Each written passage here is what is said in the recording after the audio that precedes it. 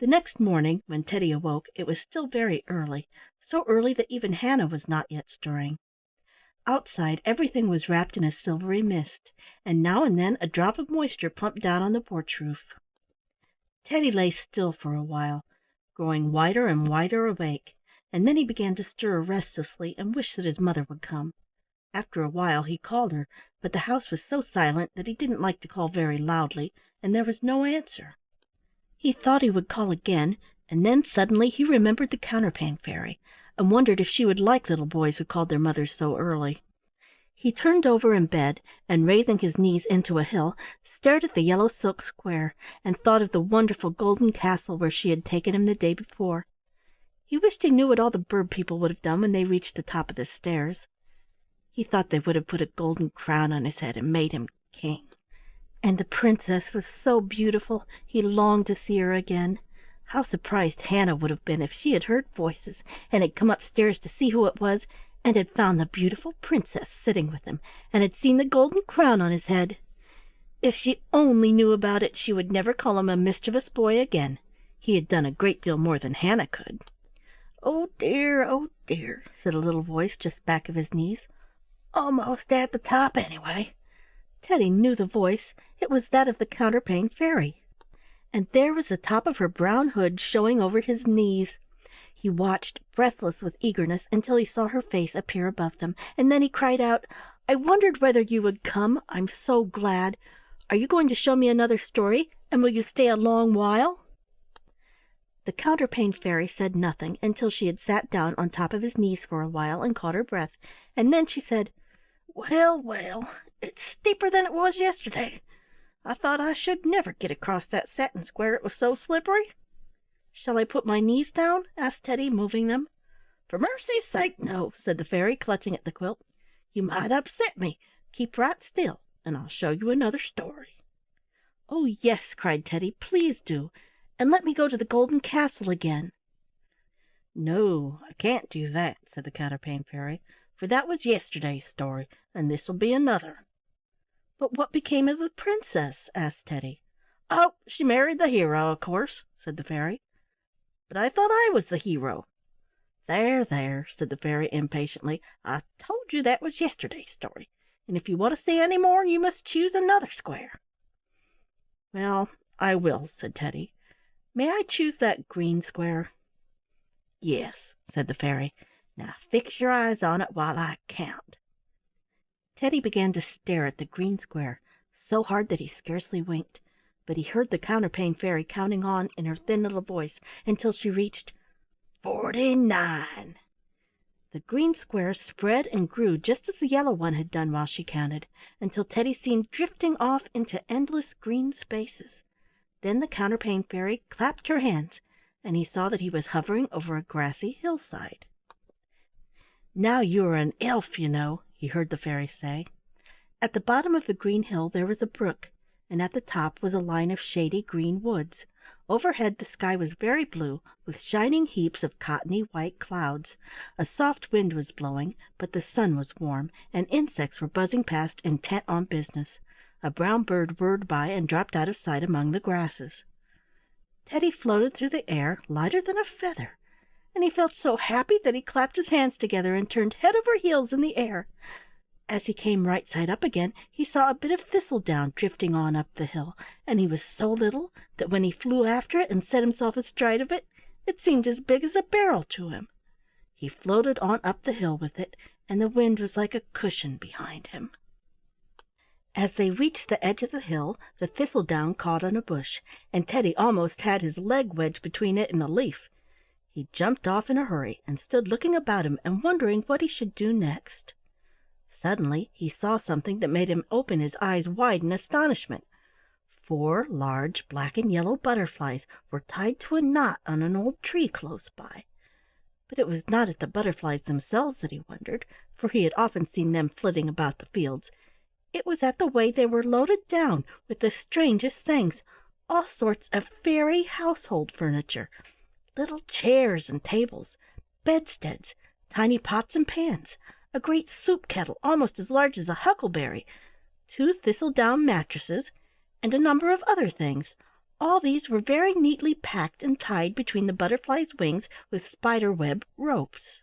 In the middle of the knot was a hole, but instead of being round, as a knot hole generally is, it was square, and there was a little door fitted into it. Suddenly this door opened, and on the threshold of it stood a beautiful little fairy. She stood there looking about, and then she drew from her pocket a handkerchief, thin and delicate as gossamer, and wiped her eyes. After that she began to sob, and Teddy knew that what he had thought was the buzzing of a bee inside the knot had really been the sound of her weeping. "Hello!" called the elf. The fairy stopped sobbing and looked about her. When she saw Teddy, she stared at him for a moment, and then she began to wipe her eyes and sob again. Teddy climbed up the branch of a blackberry bush until he was quite close to the knot-hole, and sat down on the stem and stared at her. "What makes you cry?" he asked. Still the fairy said nothing, but she folded her little handkerchief, though it was quite wet, and put it carefully back into her pocket. Just then in the doorway at her side appeared another fairy. He was quite different from her, though he too was very small. He was as withered as a dried pea, and looked as though he must be at least 100 years old. "Is everything packed up?" he asked in a querulous voice. Then his eyes fell on Teddy the elf. He scowled until his little pinpricks of eyes almost disappeared. "Ugh! There's one of those nasty gamblesome elves," he said. "Now mischief's sure to follow." "I'm not a gamblesome elf," cried Teddy. "Yes, you are," said the withered old fairy. "You needn't tell me. Look at your red cap and the way your toes turn down. I say you are a gamblesome elf." Teddy looked at his toes, and sure enough they did turn down. "I wonder if I am a gamblesome elf," he thought. But the old fairy paid no more attention to him. He seemed to be in a great hurry and very cross. He bustled in and out of the knot-hole, bringing a broom and an old coat that had been forgotten, and packed them on the butterflies, and then he helped the lady fairy on to one and clambered on another himself. After they were all ready to start, he found that he had forgotten to unhitch the butterflies, and grumbling and scolding he clambered down again and untied them.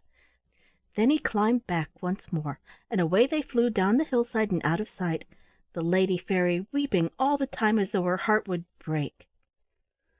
"I wonder what she was crying about," said the gamblesome elf to himself as he stared after them. "I can tell you that easily enough," said a little voice so close to his elbow that it made him jump. He looked around and saw close to him a brown beetle sitting on a blackberry leaf. Teddy looked at the beetle for a while in silence, and then he said, "Well, why is it they're going?" "It's all because of old Mrs. Owl," said the beetle. "She and old Father Owl used to live deep in the woods in a hollow tree, but one time they determined to move out to the edge of the hill because the air was better. And what tree should they choose for their home but this very one, where Granddaddy Thistletop has been living as long as I can remember. Then, when the owls were all settled, they began to complain. They said that Granddaddy Thistletop and Rosine were so noisy all day that they couldn't sleep. After the little owls hatched out, it was worse than ever, for the old mother said that every time Rosine cooked the dinner it made the little owls sneeze, and so the fairies must go." "I wouldn't have gone," cried Teddy. "Oh, yes, you would," said the beetle. "The owls would have stopped up the doors and windows, or they could have done almost anything, they're so big. You may go in and look at the house if you want to.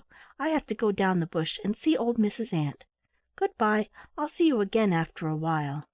When the beetle had gone, Teddy climbed up to the knot-hole and went in. There was a long entry as narrow and dark as a mouse-hole, and with doors opening off from it here and there. At the end of the hall was a room that must have been the kitchen. It was very bare and lonely now, and there was a fireplace at one end with a streak of light shining down through the chimney. While Teddy was standing by the chimney, he heard a rustling and stirring about overhead. One of the little owls clicked its beak in its sleep, and he heard a sleepy, whining voice. "Now you just stop scourging me! Screecher is scourging me!" Then he heard the mother owl. "Hush! Hush! Go to sleep. It's broad daylight yet." After that all was still again. "I wish," thought Teddy to himself, "that I could do something to make the owls go away." Then he began to giggle to himself, and put both hands over his mouth so that the owls up above wouldn't hear him. He tiptoed back to the door in the knot-hole, and looked down at a bush with long thorns on it that grew close by. "I'll do it," he said to himself. "I'll break off the thorns and put them in the nest so that the owls just can't stay there." In a moment he was down on the bush and tugging at a tough thorn.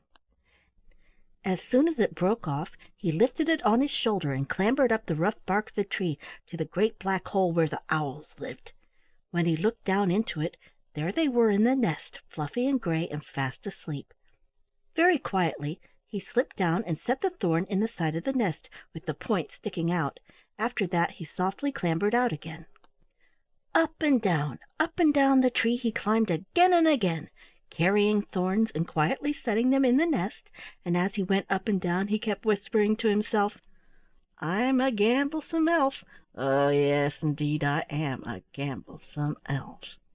After he thought he had put enough in the nest, he went into old Granddaddy Thistletop's kitchen, and crouching down by the fireplace, he listened. It was getting to be twilight now, and the owls were beginning to stir. Presently he heard a voice cry out, "Ouch! Flipperty is sticking his toes into me." "No, I ain't neither," said another voice. "It's Penny Winnie. There, she's doing it to me, too. Now just you stop." "'Tain't me," cried a little squeaky voice. "It's Screecher hisself." "Ow! Ow! I'm going to tell." Then she began to cry. "You naughty little owls!" cried the Mother Owl's voice. "What do you mean by digging your little sister?" "I didn't," cried Screecher and Flipperty together. "Ouch! Ouch! There's something sharp in the nest." "My dear," said old Father Owl's voice from the branch outside, "can't you keep those children quiet?" "Quiet indeed!" cried old Mother Owl. "Here is the nest all set full of thorns, and you expect them to be quiet. No wonder the poor children make a noise. Just you come here and help me get the thorns out." "Thorns!" cried Father Owl. "How did they get in there?" "That's more than I can tell," said the Mother Owl. "Perhaps it's old Granddaddy Thistletop's doings. I thought those fairies had gone away, but they must be down there still. I'll just fly down and see, and if they are, I'll make them sorry enough." With that, down flew the Mother Owl, and putting one big yellow eye at the kitchen window, she looked in. "Whoop! You fairies!" she cried. "Are you in there still?" At first her eye looked so very big and yellow that Teddy was frightened. Then he remembered that he was a gamblesome elf, so he made a face at her and began to hop up and down and twirl about on his toes, singing, "I won't go away, I won't go away. I'll stay all night and I'll stay all day. Oh, my cap and toes, I'm a gamblesome elf. Old Owl, you had better look out for yourself." The old owl looked in for a moment, and then, without a word, she flew back to her nest as fast as she could. Teddy ran over to the chimney and listened. He heard the old owl brush into the hollow above, and then he heard her saying in a frightened voice, "Husband, husband, what do you think? A gamblesome elf has come to live in old Granddaddy Thistletop's house." "Oh, my tail feathers!" cried old Father Owl, aghast. "This is bad business. We'll be having trouble and mischief all the time now. It would have been better if we had let old Thistletop stay. What shall we do?" "Do? Do?" cried old Mother Owl in an exasperated voice. "What is there to do, I should like to know, but to get the children away? I wouldn't keep them in the same tree with that gamblesome elf. No, not a night longer, for all the mice you could offer me." "But how can we get them away?" asked old Father Owl. "They can't fly." "No, we can't fly!" cried all the little owls. "Oh, what shall we do? Ow! Ow!" "Can't fly? They've got to fly," said Mother Owl, "and you and I must help them. Back to the old tree we go this very night." After that there was a great to do up in the hollow. Teddy watched it all, lying on his stomach in the door of the knot-hole, for it was moonlight by this time and almost as bright as day. The little owls got up on the edge of the hollow, and there they sat, teetering and flapping and afraid to fly. Their mother grew crosser and crosser, and at last she got back of them and gave them a push, and then down they went, fluttering and tumbling and bumping into the tree trunks. The Father Owl sailed about from branch to branch, calling, "Who? Who? Come on, spread your wings and go like this. Ooh!" And then he would sail on to another bush, but the mother owl flew down beside them and showed them how to spread their wings and push them with her beak, and gradually they fluttered farther and farther into the darkling woods, their cries growing fainter and then dying away until all Teddy could hear was the father owl's voice, very faint and far away. "Oo! Oo!" Then it too died away, and the woods were still. After a while the moon set, and Teddy began to feel very sleepy. Then a little breeze sprang up, the light grew clearer, and the east was red, and at last the sun peeped over the top of the hill opposite. As the first beam struck old Granddaddy Thistletop's tree, Teddy started to his knees, gazing out down the hill slope. There were the four black and yellow butterflies, flying directly toward the tree as fast as their wings could carry them, and on the two foremost ones were old Granddaddy Thistletop himself and the beautiful Rosine. They drew rein at the knot-hole, and the old fairy, skipping from his butterfly and never pausing to fasten it, tottered straight to Teddy and threw his arms about his neck. "Our preserver!" he cried, "and to think I should have called you a gamblesome elf! But never mind, I will make it up to you." Suddenly he turned and caught the blushing Rosine by the hand. "Here," he cried, "she is yours, and you shall live with us and learn to turn your toes up, and we will all be happy together." But," cried Teddy, starting back, "don't you know? I'm not an elf at all. I'm—" "Well, well, here we are back again," said the Counterpane Fairy, "and stiff enough I feel after all that journeying." "Oh, wasn't it funny?" said Teddy, and his knees shook with laughter. "They really thought I was a gamblesome elf." "Take care!" cried the fairy. "There you are, shaking your knees again. I think, my dear, that if you were to lower them very, very carefully, the hill would not be quite so steep." "Yes, ma'am, I'll be careful," said Teddy, beginning very slowly to slide his feet down in the bed. Suddenly the door knob turned, and Teddy gave a start. Quick as a flash the Counterpane Fairy had disappeared.